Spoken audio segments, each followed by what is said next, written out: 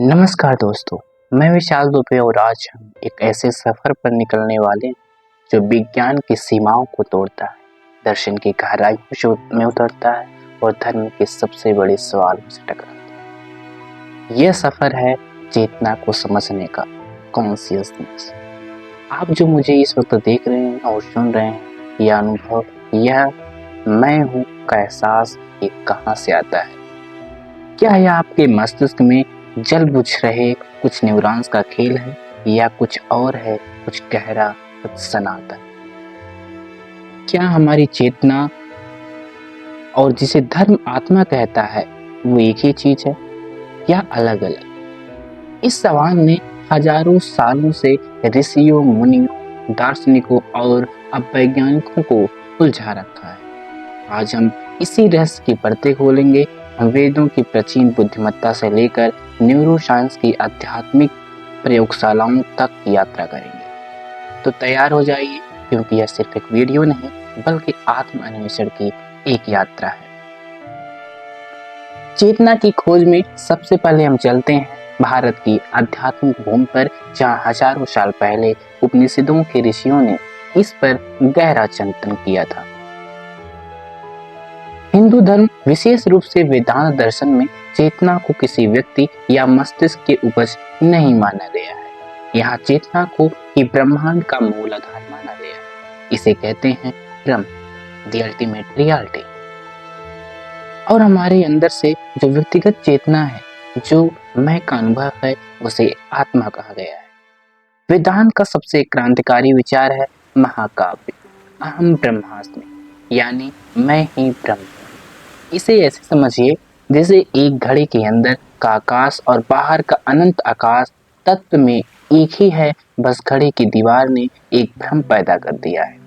वैसे ही हमारा शरीर, मन और अहंकार इस घड़ी की तरह है, जो आत्मा को ब्रह्म से अलग होने का भ्रम पैदा करता है। मांडूक्य उपनिषद चेतना की 4 अवस्थाओं का वर्णन करता है। जागृत, जब हमारी दुनिया का अनुभव करते हैं। स्वप्न, जब हम आंतरिक दुनिया का अनुभव करते हैं। सुषुप्ति, जब कोई विचार या सपना नहीं होता, बस आनंद और शांति होती है। तुरीय, यह शुद्ध चेतना की अवस्था है जो इन तीनों से परे है। यही आत्मा का असली स्वरूप है। तो वेदांत के अनुसार चेतना मस्तिष्क नहीं बनाता, बल्कि चेतना ही वह कैनवास है जिस पर मस्तिष्क और यह दुनिया अनुभव की जाती है। आत्मा अमर है, शाश्वत है और वही शुद्ध चेतना है। आप एक बिल्कुल अलग दृष्टिकोण देखते हैं जो बुद्ध के दर्शन से आता है।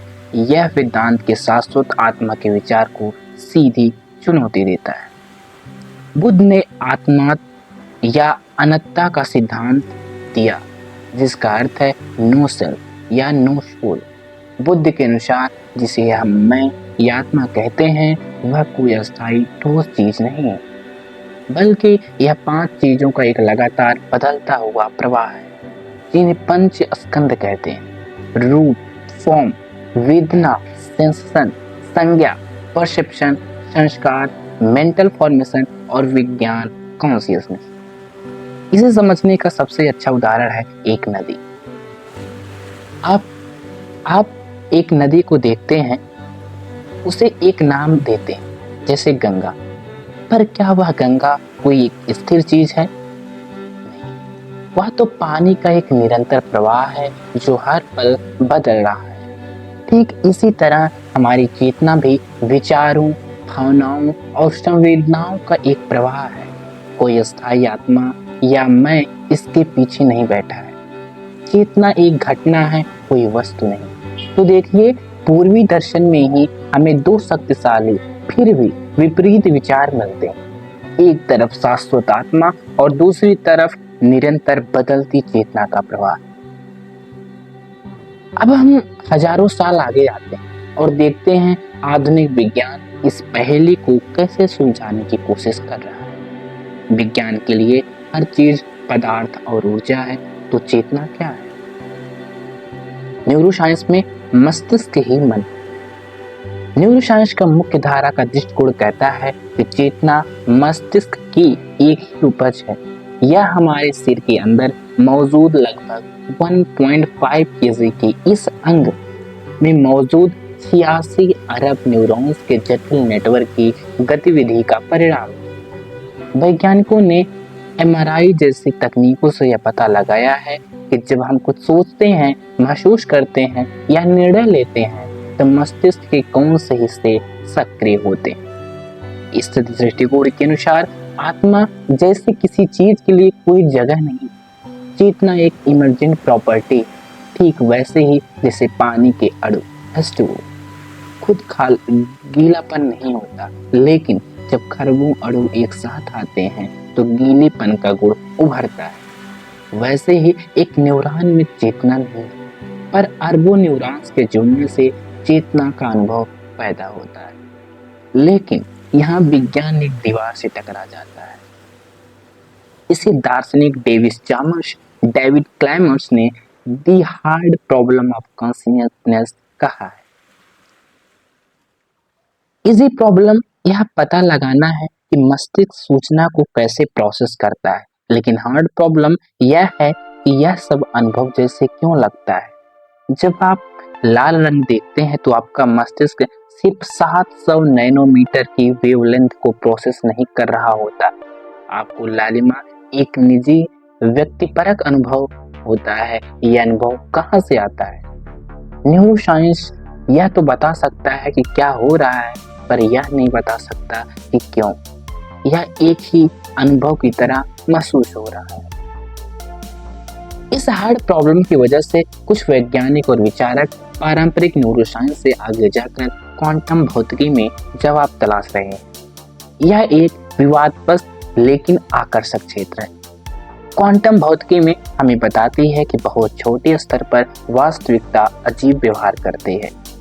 एक कण एक ही समय पर कई जगहों पर हो सकता है जब तक कि उसे देखा या मापा ना जाए। यह ऑब्जर्वर इफेक्ट कहलाता है, यानी चेतना या अवलोकन वास्तविकता को प्रभावित करता है।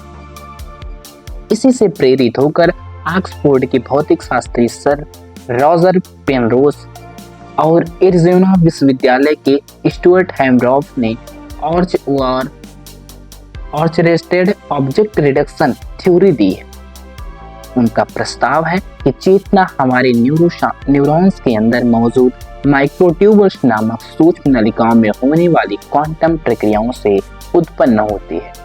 इस थ्योरी के अनुसार हमारा मस्तिष्क एक तरह का क्वांटम कंप्यूटर है और चेतना ब्रह्मांड के मूल स्तर पर होने वाली घटनाओं का परिणाम है। हालांकि यह ध्यान रखना महत्वपूर्ण है कि यह अब भी एक परिकल्पना है और अधिकांश न्यूरोसाइंटिस्ट इसे स्वीकार नहीं करते, लेकिन यह इस बात का संकेत है कि चेतना की पहली इतनी बड़ी है कि हमें अपने सबसे अजीब विज्ञान के दरवाजे खटखटाने पड़ रहे हैं। तो हमने दो अलग अलग दुनिया देखी, एक अध्यात्म की, दूसरी विज्ञान की। क्या ये हमेशा अलग ही रहेगी या कहीं कोई संगम बिंदु?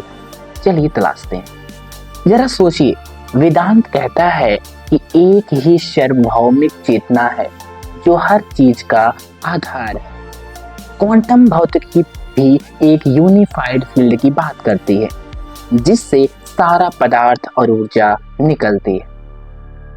क्या ये दोनों एक ही चीज की ओर इशारा कर रहे हैं? बस भाषा अलग है। क्वांटम भौतिकी का ऑब्जर्वर इफेक्ट कहता है कि अवलोकन वास्तविकता को बदल देता है। वेदांत का साक्षी भाव भी यही है, दृष्टा और दृश्य का संबंध। अब बौद्ध दर्शन और न्यूरोसाइंस को देखिए। बौद्ध धर्म कहता है कि कोई अस्थायी स्व नहीं है, बस चेतना का एक प्रवाह है। न्यूरोसाइंस भी यही कहता है, मस्तिष्क में कोई एक जगह नहीं है जहां मैं बैठा हूँ। हमारा स्व का एहसास भी मस्तिष्क के अलग अलग हिस्सों द्वारा रची गई एक कहानी जो हर पल बदल रही है। ऐसा लगता है मानो हजारों साल पहले ऋषियों और मुनियों ने ध्यान और आत्मचिंतन के माध्यम से चेतना के जिन सत्यों का अनुभव किया, विज्ञान आज अपनी मशीनों और प्रयोग से ही उन्हें सत्यों के करीब पहुंचा रहा है। वेदांत की आत्मा शायद विज्ञान की पहुंच से बाहर की हार्ड प्रॉब्लम का व्यक्ति परक पहलू है और बौद्ध धर्म का अनात्म शायद मस्तिष्क की वस्तुनिष्ठ कार्य प्रणाली का वर्णन। तो अंत में हम कहाँ पहुंचते हैं? चेतना क्या है? आत्मा, मस्तिष्क या कुछ और? शायद इसका कोई एक जवाब है ही नहीं। शायद यह सवाल ही गलत है। शायद चेतना कोई पहेली नहीं है जिसे सुलझाना है, बल्कि यह वह प्रकाश है जिसमें हम पहेली को देखते हैं। यह वह अनुभव है जो हम सब साझा करते हैं, खुशी का, दुख का, प्रेम का और होने का, आश्चर्य का। विज्ञान हमें कैसे का नक्शा दे सकता है, धर्म और दर्शन हमें क्यों के अर्थ दे सकते हैं। वेदांत हमें याद दिलाता है कि हम ब्रह्मांड से जुड़े हैं। बौद्ध धर्म हमें हर पल की अनमोलता सिखाता है और न्यूरोसाइंस हमें उस अविश्वसनीय जैविक मशीन के प्रति कृतज्ञ बनाता है जो इस अनुभव को संभव बनाती है। असली उत्तर शायद से किताब या लैब में नहीं, बल्कि हमारे भीतर ही मौजूद है। अपनी सांसों पर ध्यान देकर, अपने विचारों को देखकर और इस पल में पूरी तरह मौजूद रहकर हम शायद चेतना के सबसे करीब पहुंच सकते हैं। आपको क्या लगता है? आपकी चेतना का अनुभव क्या कहता है? क्या यह आत्मा है या मस्तिष्क की उपज या दोनों का एक अद्भुत संगम? अपने विचार और अनुभव नीचे कमेंट्स में जरूर साझा करें और यह एक ऐसी बातचीत है जिसे हम सबको मिलकर आगे बढ़ाना है। अगर आपको यह वैचारिक सफर पसंद आया तो इस वीडियो को लाइक करें, अपने दोस्तों और परिवारों के साथ शेयर करें और आगे ऐसे ही ज्ञानवर्धक वीडियो के लिए हमारे चैनल को सब्सक्राइब करना ना भूलें। मैं हूं विशाल दुबे।